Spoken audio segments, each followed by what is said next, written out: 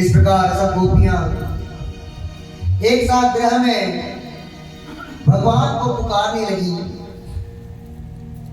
कहती है गोपियां सारी मिलकर कि प्रभु,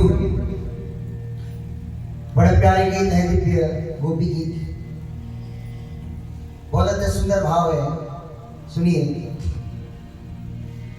गोपियां कहती है हे प्रभु, जब से आप इस ब्रज भूमि में आए हो, जब से आप इस ब्रज भूमि में आए हो, तब से उस बैकुंठ की जो शोभा है वह कम हो गई है।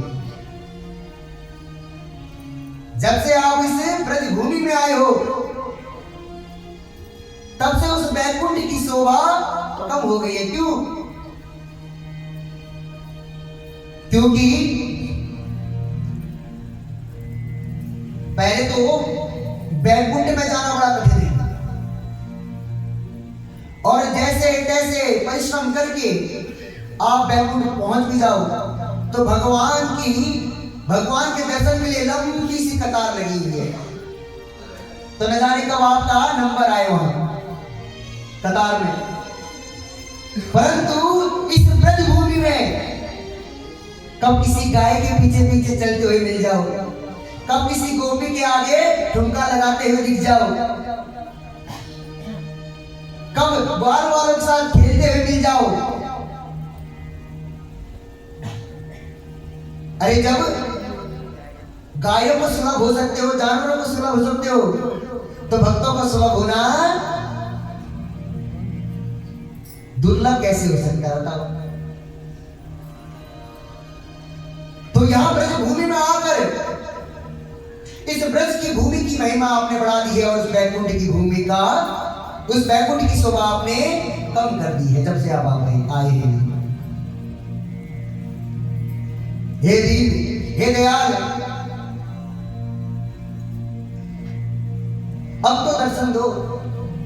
देखो आपकी गृह में हम कैसे रो रही हैं और दर दर भटक रही हैं।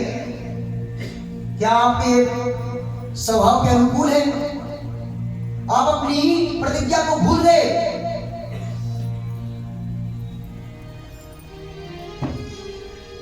अपनी प्रतिज्ञा याद करो। आप भी कहते हो जो भक्त मेरे मनसा वाचा कर्म मेरे को याद करता है, फिर मैं उससे दूर नहीं रह सकता।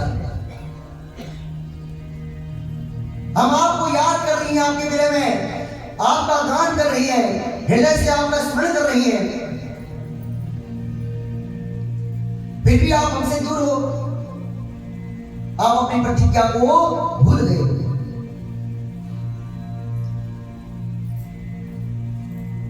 आप हमारे प्राण धन हो, आप हमारे प्राण हो।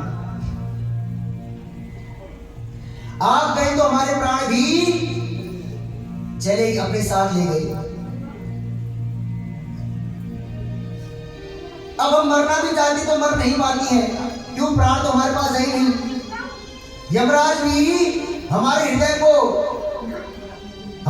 में खोज खोज कर हार गया, परंतु प्राण नाम का कोई भी पक्षी नहीं मिला। क्यों? क्योंकि वो तो आपके पिंजरे में